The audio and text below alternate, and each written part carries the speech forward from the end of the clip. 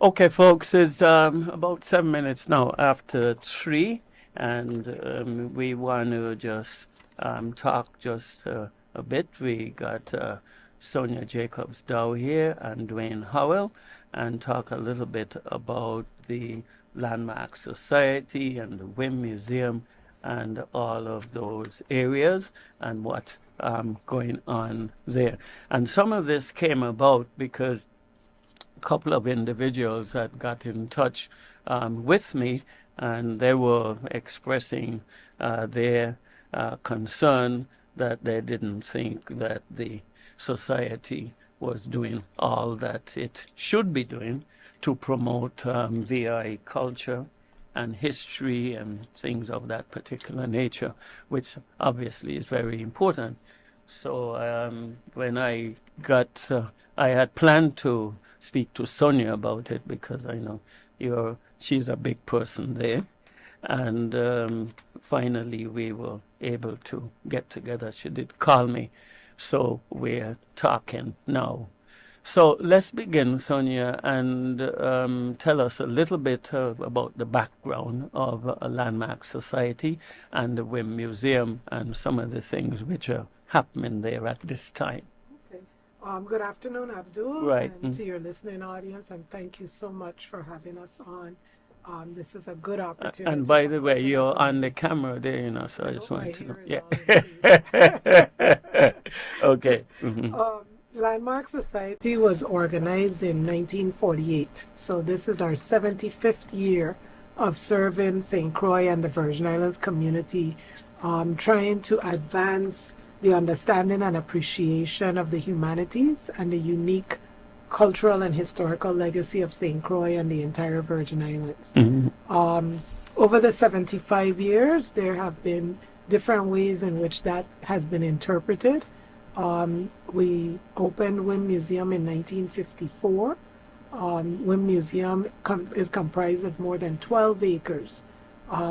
Just under 2 acres is actually owned by St. Croix Landmarks, and the rest of the property is leased from the Virgin Islands government. Oh, I see. When the museum opened, it was just the Great House. Mm-hmm. And in many people's minds, it's still just the Great House.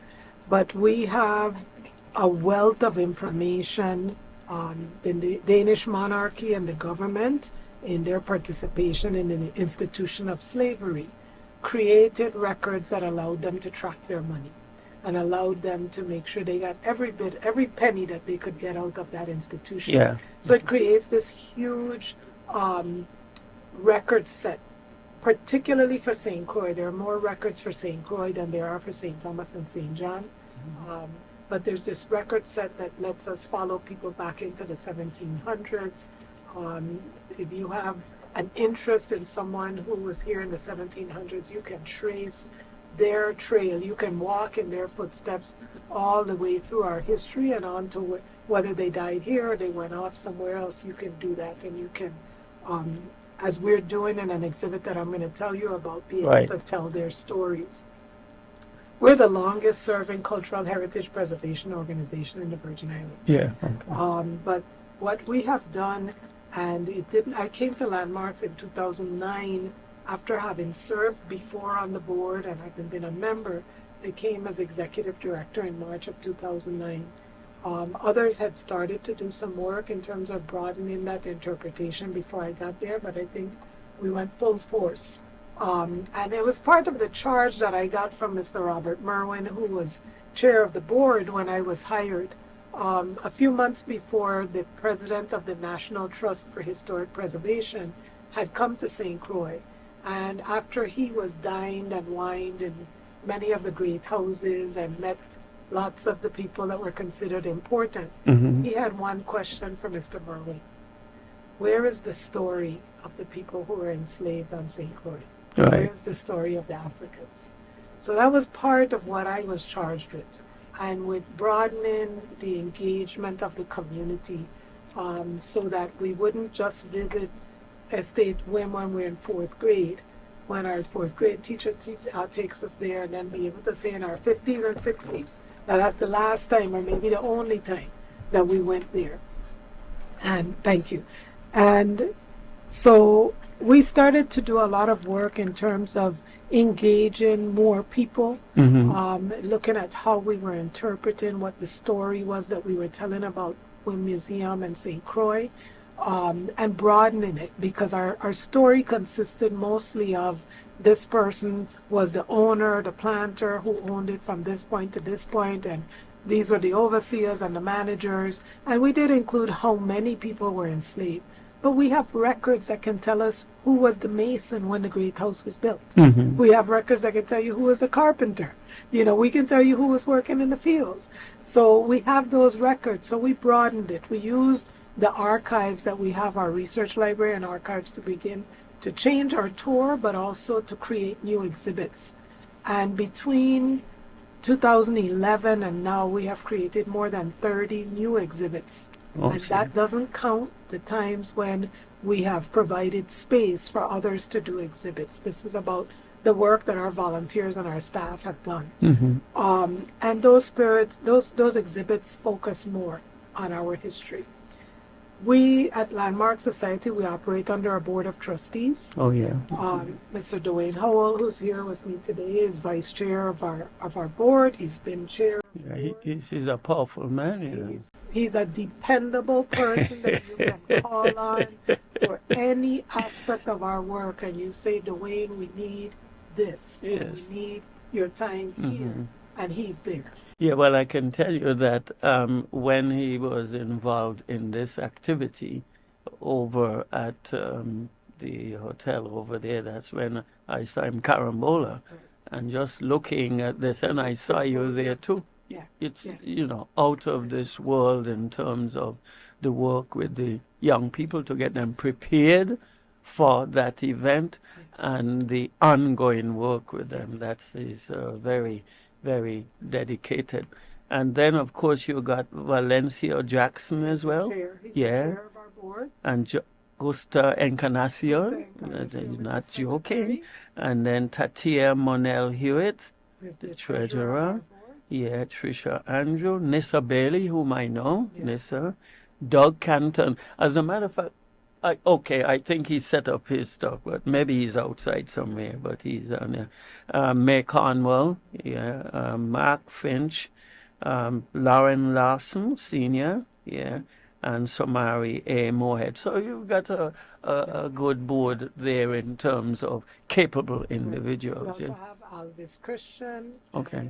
You called Mark Finch's name, right? There's Mark Finch. Yeah, Mark Finch. Yeah. So we have, and the board comes and goes because people can serve 2-3 year terms. Some people come back after a break; they come back on. But it's a board of people who care about our community. And as I say, Dwayne and others. In fact, he and Jamil Levine is one person that we missed from that list, and Nazira Armstrong.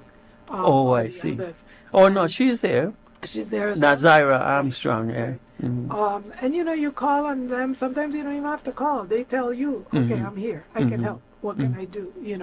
And our staff is small. At this point, we're 6 staff members. Just engaged somebody else today, so we're going to be moving to 7.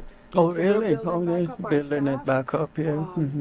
We are funded through government funding. That wasn't always so, but in the last 12 to 15 years, the amount that we receive first through the Department of Tourism and now directly in the budget tourism, has increased. We write a lot of grant applications, and it's not just the grants that we write, but sometimes our trustees are writing for an organization that they're involved in, and they see a space for landmarks, and so they write us in to that grant application, so that we're constantly collaborating and finding ways and being stretched sometimes in areas where we didn't think that there was an opportunity for us to work. We can tell you later about a project that we were involved in during the pandemic. We charge admission to the museum, and that also goes to support the museum. Fundraising events, including Striving Artists Day, which used to be Starving Artists Day. Yeah. I remember that. Listen to the artists, and so it's Striving. We get a good number of general donations. We get donations from people who don't ask anything of us. They don't need a membership. They don't need their name on a door. They don't need anything. They just come in and they see something that we're doing. And I said this earlier in the week. Just last week, we got a donation from someone who came to the museum from the States, went through, had a tour, had a discussion, and it looks like as soon as she landed back in New York, she wrote a check for $1,000 and sent it to us and said, "Keep up the good work. I'd like to support what you're doing." So, and then we have membership donations. Membership donations are right now a very small part of the income that supports Landmark Society and the Wynn Museum. What percentage does membership account for operating budget? Less than 10%, way less than 10%. It's a very small amount. We have 99 members right now. 22 of them paid for a life membership sometime prior to 2008. Oh, I see. Some of them have continued to make an annual donation, but for the most part, they're just our annual our life members. The others are annual members who pay their membership every year. We have some new ones that have come up. We've been attracting some new attention in the last year or so as well. I want to dispel a notion that's out there. We Cruisians and other people in the Caribbean would call it an Anansi story. Okay. Landmarks has never had a lot of money. Landmarks has never been a wealthy organization. For a time, there was usually one or two people on the board who did have this, resources that they could lend. And so when we would run out of funds towards the end of the summer, because everything slows down. Right. After June, July, you get fewer visitors. People are more focused on whether their family vacations or going back to school. And so sometimes a board member, Mr. Merwin's name I can call, Mr. Gilbert, have been willing to say, well, I'll lend us money to get through the next 3 months. And then when the time came to repay the loan, sometimes it was repaid as a loan, sometimes it was converted to a gift. But it's never been that Landmarks was sitting on money. So money has always been a What problem? years was this? So this was up until, I would say, up until about 2005 and 2009, because I think Mr. Merwin died soon after that, and So Mr. prior to 2005, Landmarks had to borrow money All the for time. operation. Yeah. all the time, all the And that time. was annually? That was annually. In fact, my first summer there in 2009, by June, I was realizing we're not going to be bringing in enough money to make it through the end of the fiscal year in September. And the person who had been on our staff the longest said to me, "Miss Dow, Landmarks runs out of money every summer. This ain't nothing new." And another member of the staff said, "But we don't have to close. We could just cut back a day." In other words, offering to take a 20% cut in pay. Right. And this is from an hourly staff member. And my response was, "I'm salaried, but you ain't taking a cut unless I take a cut." So we all took a 20% cut in pay. And we were planning and putting that together on paper to show it to the board when there was an emergency meeting called by the then chair to say that we were running out of money. And they were going to lay off basically all the staff and run it with volunteers, maybe one staff member. So the position of executive director 6 months after I got there was also going to be laid off. So this has been a long-standing thing in terms of What year money. was this? That was 2009. 2009. That was 6 months after I got there. And I got wind of this, and with a volunteer sat down and finished the plan that the staff had started to work on, and was able to offer an alternate proposal that we would take a 20% cut in pay, Oh, I so see. that nobody would lose their job. The museum could continue to operate, the library could continue to operate.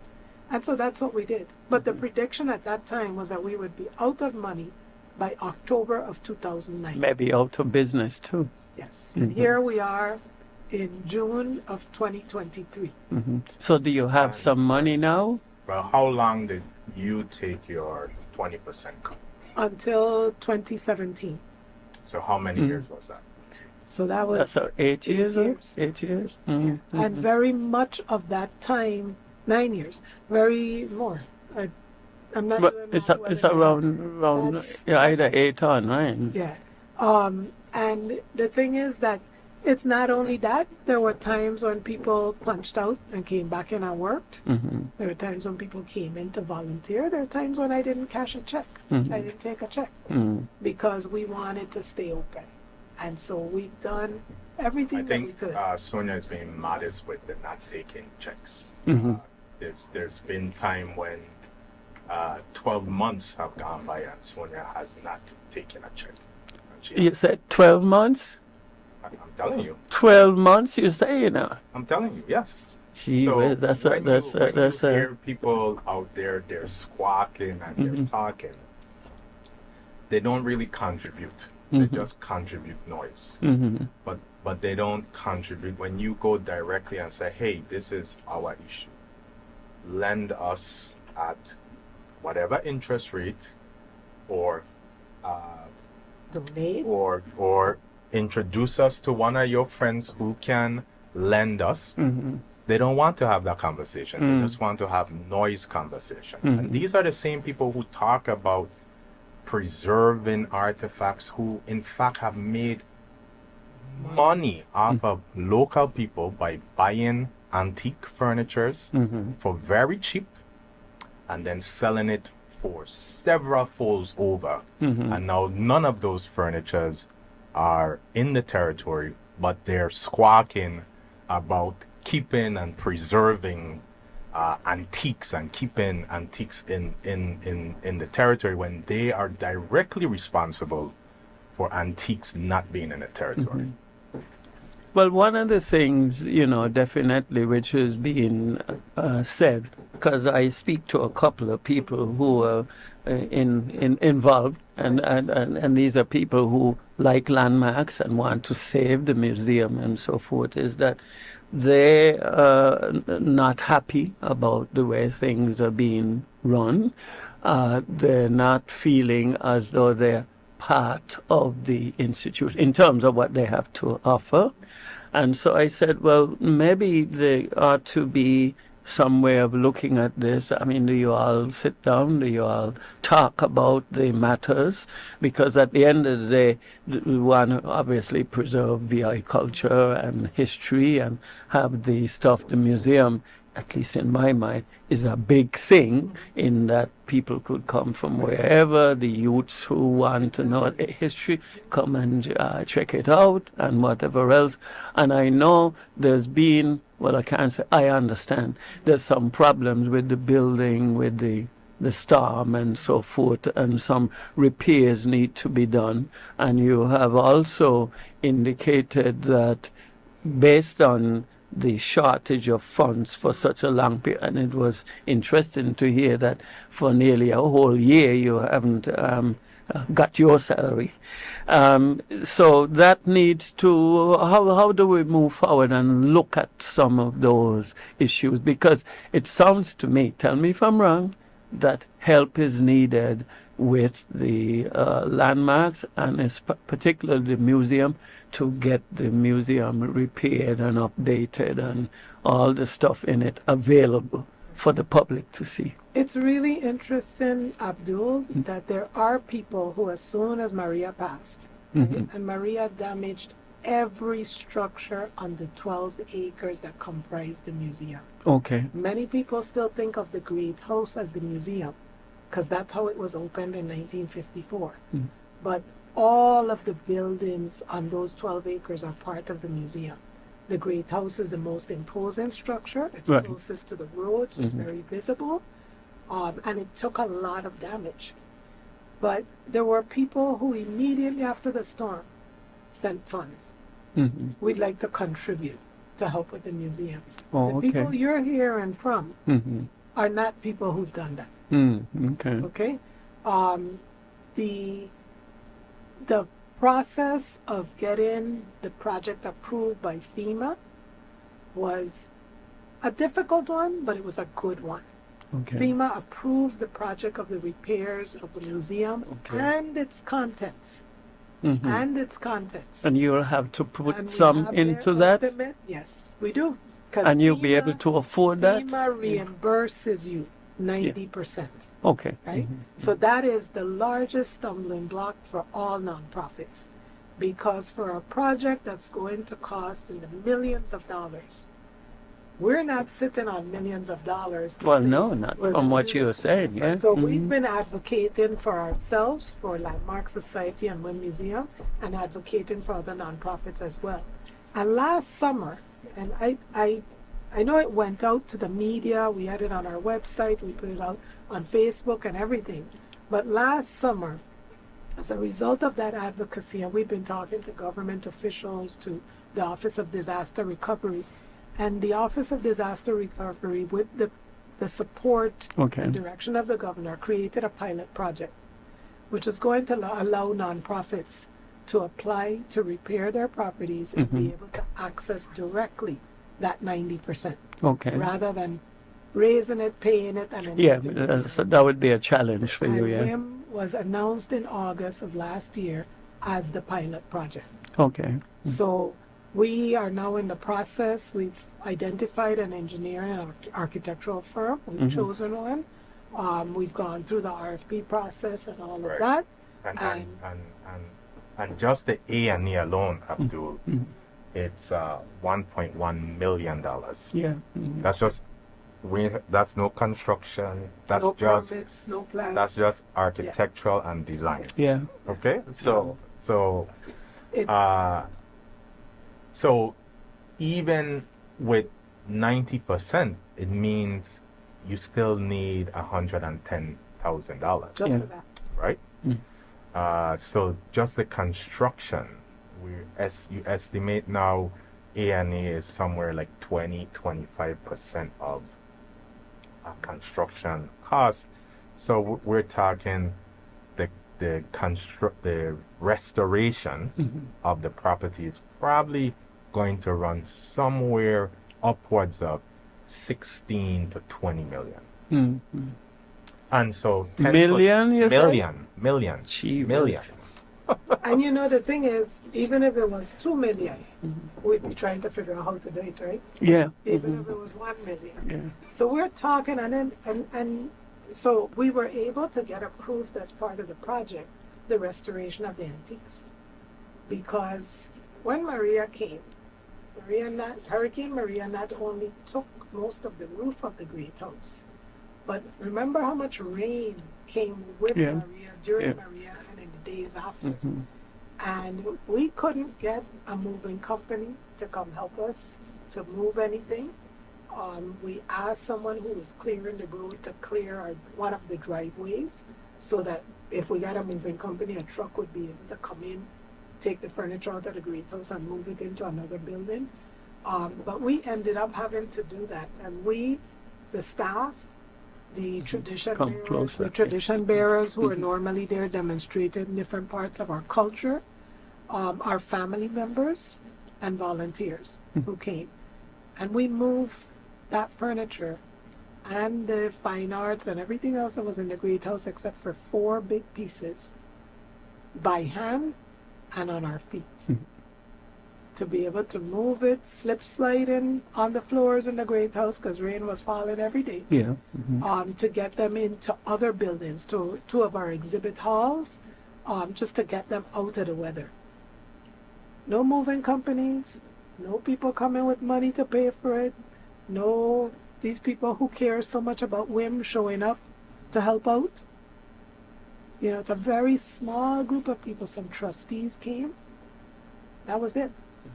And so we were able to move everything out, put it where it could dry, as we look to reopen the museum, because Oh yeah, when are you hoping to reopen? the museum reopened on November 11, 2017. Oh, I see. Okay, yeah. Less than 2 months after Hurricane Maria, we were open. And what made it possible for us to be open is that a few years earlier, with the sponsorship of the Department of Tourism, we started a living museum component to the museum. So we had Croix and folk life in the big yard. We had somebody making fish pots, somebody teaching about all the instruments that we make by hand. A joiner demonstrating. Junie Bomba was there. Oh, Junie, yeah. Yeah. So we had people in the cookhouse, people teaching how to make traditional candies, so that the museum had taken on this great life because all the spaces were alive.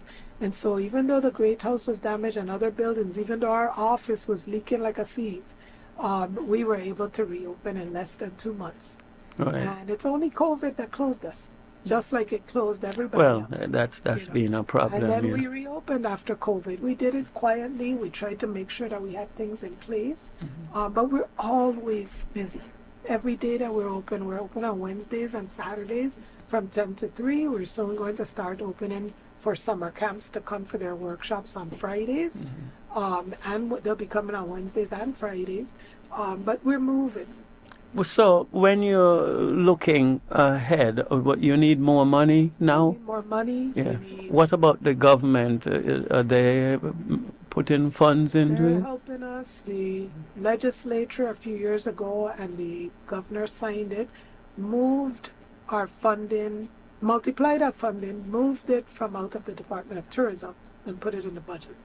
Okay. And they changed the language of that because there were years when, not pointing fingers, but there were years when funds were allowed to expire before Okay, we well, received them. we know that And so happens. the language has been changed, so the Mhm. funds are available until expended. Mm. And that's a huge difference. It sure is, yeah. Difference. So as you look forward then, because we're 2023, what's going to be happening, say, by 2025? The buildings will be we're- repaired? you yeah. think? Yeah, I think most of the major damage will be done. We're anticipating about a year to get all the plans and permits done. And that was our guesstimate, and then the architectural firm confirmed that that's not a that's a fair estimate. And But then then we would begin we've engaged project management. very young, bright Virgin Islander who is in transitioning to move back in the territory. Oh, I see, yeah. She's going to be managing the project. Mhm. She's been helping us. She helped us to select the A&E firm that we selected. She provided a lot of guidance and support.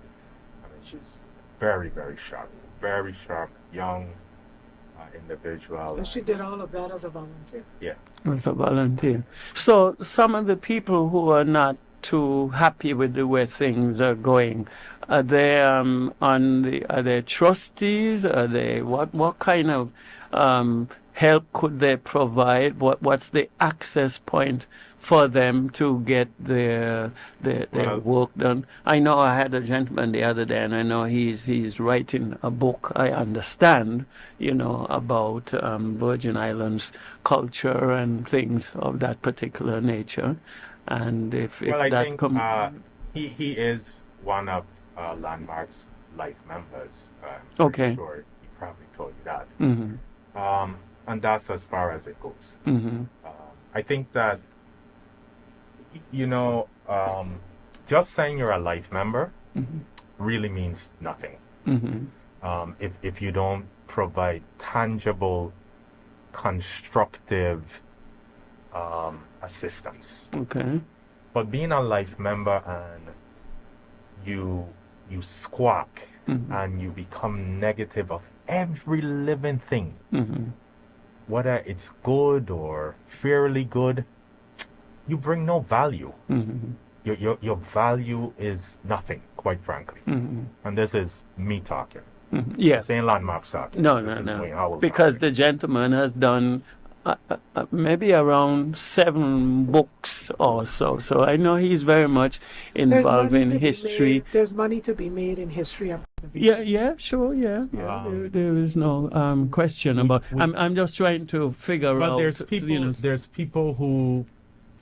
There is an organization called Save the Whim. Yeah. And this gentleman is part of Save the Whim. Or the leader of Save the Whim, or whether hidden or whether silent or but they're Save the Whim. They're not transparent, so you don't really know who they really are. Quite frankly, they're Well, I know of two of them. I think it's Marissa. I think Evans. I think the governor, or a former governor's son is she's married. Then to, you have yeah. you have people who are in that organization who purport to be members of Landmarks, but they're actually not, right? You know, but they say that organization has 160 members, you They know. also said 2 years ago that they had a list of people ready to donate to help with the restoration of Wynn Museum. Is that, well, let me ask you something. That would be something you'd be very impressed with, and you will accept that We've been donation? asking them for the 2 years to give us the list. Mm-hmm. We'd be happy to have. Because you do want more money They for, haven't not just for you, but for They the haven't work. produced the first dollar yet. Mm-hmm. So I don't know whether They're- that exists or not. You know, they have a different motive, Okay. and unfortunately, they have rallied local people to join their mission, Mm-hmm. and these people really don't know their true mission, right? So it's a So hidden mission, you mean? yeah, because they're not cooperative. They do everything To tear it down. to tear down and divert collaboration and cooperation. Mm-hmm. And then and again, this is me talking. Right? I'm Yeah, not I talking understand. from Yeah. Landmarks, You're because, right. I personally don't even respond to them because they don't work. You know, it's just you ask, and you know, in the beginning, very cooperative. Let's sit down and talk, but then Well, it became sure. evident that yeah. Mm-hmm. they didn't really want to sit down and talk. What their goal is, Save the Whim goal is really to discredit Sonia. Number one, that's their You think that's so? their primary mission.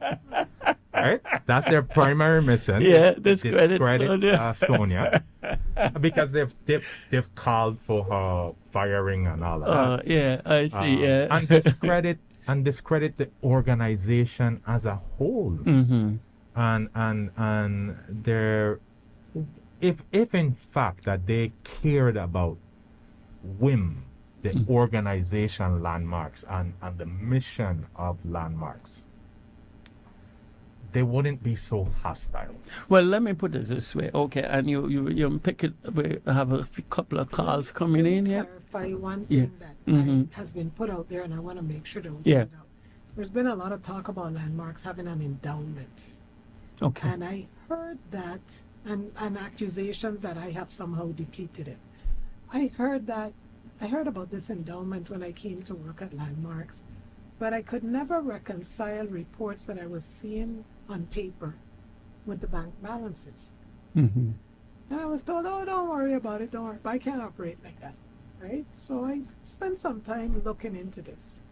And so this is what I can tell you, that between 1995 and 1998, there were at least 3 campaigns that set out to raise money to create an endowment for Landmarks. The last balance I saw was $320,559. I imagine that might have included some interest. But I couldn't find that money in a bank account. I could find it on paper, but I couldn't find it in a bank account. So I started So what does looking. that mean?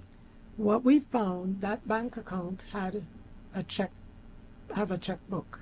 Okay. And when we looked through the register, we found that 329,000, I told you they raised 320, Mm-hmm.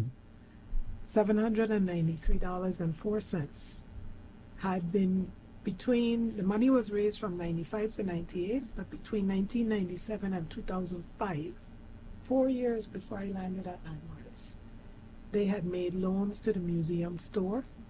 Mm-hmm. And during that part of that time, the museum store was managed through a private contract. They had made loans to operations. They had paid somebody to handle membership and various other things. They paid for insurance. So by 2005, this so-called endowment Right. had been depleted. Mm. And usually when you have an endowment, you use the interest, the earnings, but your core funds for that endowment remain untouched. Mm-hmm. By 2005, it was depleted, but it was still showing up in reports. Mm-hmm. And then they took some funds. There was this long list of funds that we've been given, and there was no paperwork, at least that I had access to, Right. to show me where these funds had come from. An archaeological fund, another fund for furniture, for an exhibit, different things. So we, again, doing my regular work, but wherever I could, taking time to try to figure out what was going on. These funds, which were all, with the exception of 3 small funds that I'm going to tell you about, were all unrestricted by the donor. Only donors get to restrict money. Mm-hmm. An organization can designate that they want to use something for XYZ. Right. But once a donor restricts it, it's restricted. Then it's for that restricted, use. yes. So those were the monies that were in the bank account that were being labeled on paper as endowment. These unrestricted funds, because the so-called endowment had already been depleted. And one of your guests was on the board during that time, so maybe he knows more than that. Mm-hmm. But that's what I've been able, and our finance committee, our former chair, have looked at that and came to understand. And we got all the documentation for those funds. So we knew what was restricted, we knew what wasn't. There's an endowment of just over $20,000 for the library and archives, Mm-hmm. which is still there. The same person who provided that later on confirmed in writing that he gave an additional sum of money to help us with publications. That's how we have printed old photographs, historic photographs, Right. romantic history. We've done note cards, that kind of thing. And those funds go back in to reimburse that fund, because that's what it was set up to do. And then the Butler Bay Nature Preserve, which Landmarks owns, came as a gift, and it came with just over $7,000. Right. That's a legal fund in case there's ever any encroachment and we have to defend. Absolutely. Well, it certainly seems as though, not you per se, but the organization has had some challenges over a period of time. Tell me if I got it right. So one of the things now is that you're trying to get the buildings fixed. You're getting some help from the government. Yes. You significant help. you wouldn't mind people saying, well, I am sponsoring that and I'm making some monies available to get things done and done properly. Your board, you have a board that's functioning. Yeah. And we have new people that were due to be elected Yeah. to the board Mm-hmm. for our annual meeting, because that's the other Anansi story that's out there. We have an annual meeting of members, Okay. right? And so notice went out last October that we're going to have a meeting. We did it virtually for several reasons, and we didn't get a quorum. Okay. A quorum at an annual meeting is 30 people. Yeah. We Mhm. couldn't get 30 people. Mhm. So the meeting was adjourned as the bylaws provide. Yeah, that's right. Yeah. We Mhm. tried again in May of this year, just a few weeks ago. Yeah. Yeah. I heard about Again, that it was meeting. Yeah. virtual. And Mm-hmm. I want to tell you some of the things that you didn't hear. Mm-hmm. We didn't have a quorum, but we had some really interesting examples of how people support, in quotation marks, Landmark Society. Mm-hmm. We had 2 members who lent their login information and possibly their devices. We don't know. But it would be as if you were in the meeting, Abdul, Mm-hmm. on camera. I can see you, I can hear you. Right. And there are 5 Abduls in the waiting room trying to get into the Zoom call, Mm-hmm. right? Mhm. And there are 2 people doing this, right? That's not something that would be tolerated, I think, anywhere. You can't go to a polling place, give in your ID, and while you're in the voting booth, 5 other people come with your ID. Mm-hmm. Well, usually there's someone in charge to let people in, if I'm not mistaken. That was me that day. Mm-hmm.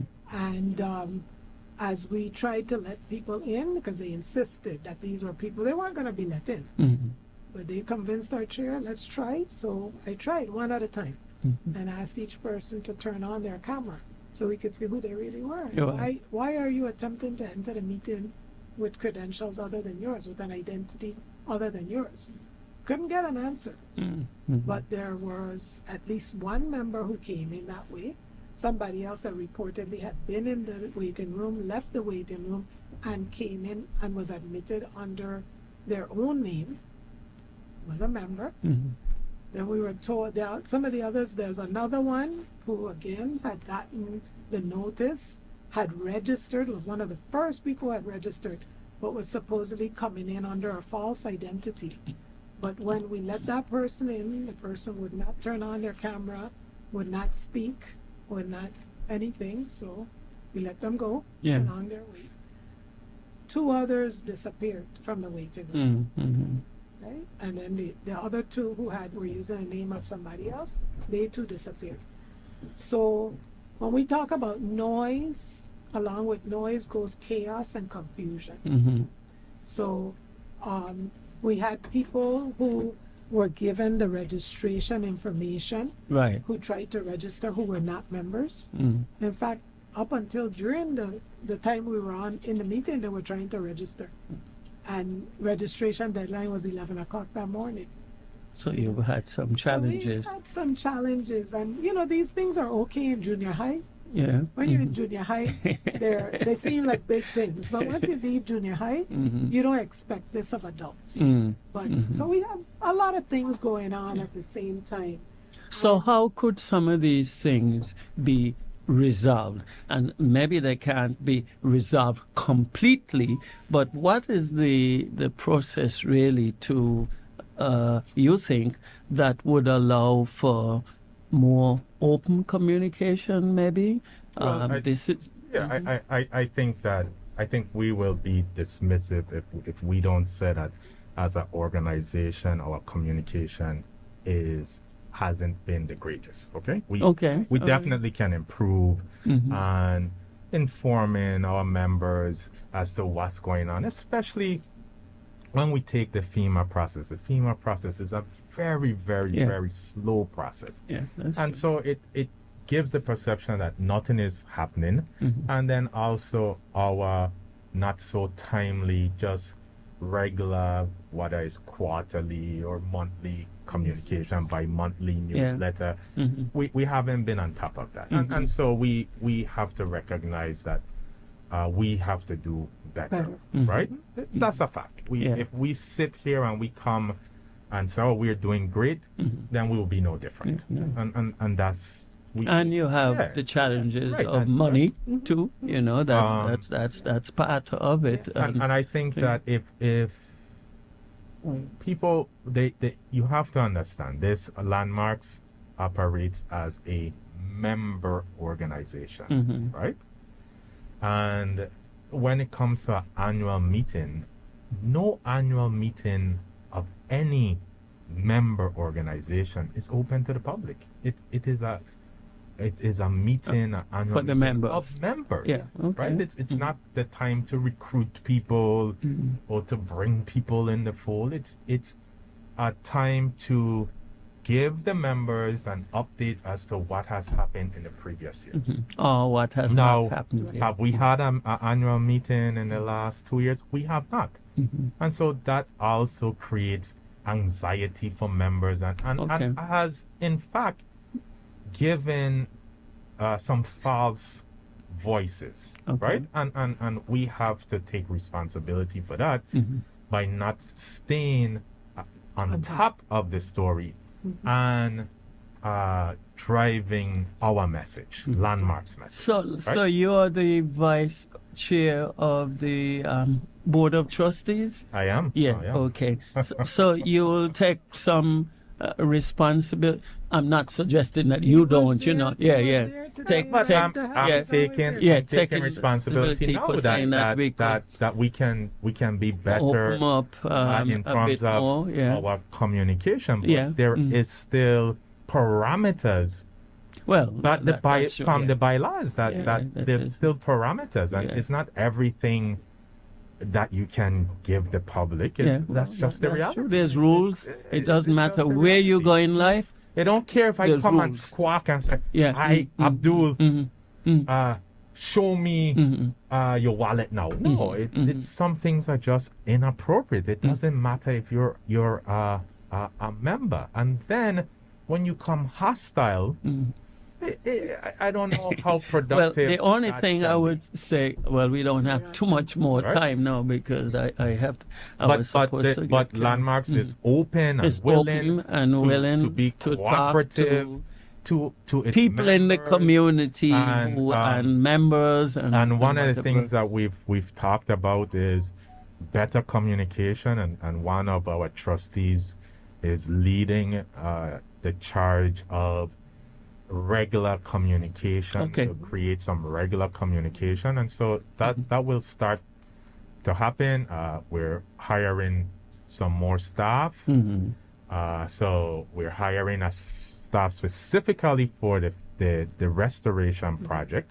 So now more updates will be able to Yeah, that's come good. out And maybe stuff you like could that. get a PR person Exactly. as well to think. But it's and remember now, at the end of the day, we're just dealing with human beings. That's all we're doing. That's all we're And we doing. have to stay focused on the purpose for which we exist. Yeah. And the purpose for which we exist. And people talk about visitors, and we love having people from off island come to the museum.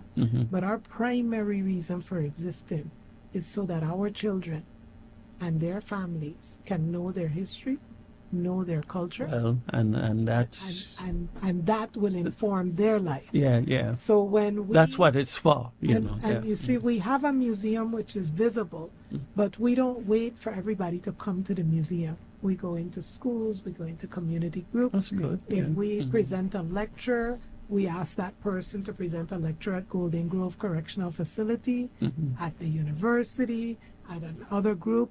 We're always doing something. We're creating new exhibits. And I want to tell you, because we're really... Yeah, that's right. And then, Let me- so the two individuals that I know have been speaking to me, you are willing to meet with them to sit down and discuss and let them know, you know, well, obviously... We're open to meet with anybody. with anybody who, Of course. and I mean- especially people who want to move the process Right, because forward. they have the similar mission Yeah. that we have, and Yeah. so there's this, your host across here says one fills fast, That's right? true all the And time. so when yeah. we come together and we can collaborate and partner, Yeah. and we can sit down, because there's things that I'm not thinking about that they're thinking Well, about. I agree. Yeah, Right? we need each And- other. and, to and some so extent. yeah, we are more than willing. We're happy to sit and talk and hear Come up ideas with and something share that's- ideas. Yeah, that's all. And that's in line with the plan to promote. Well, that's what I mean, because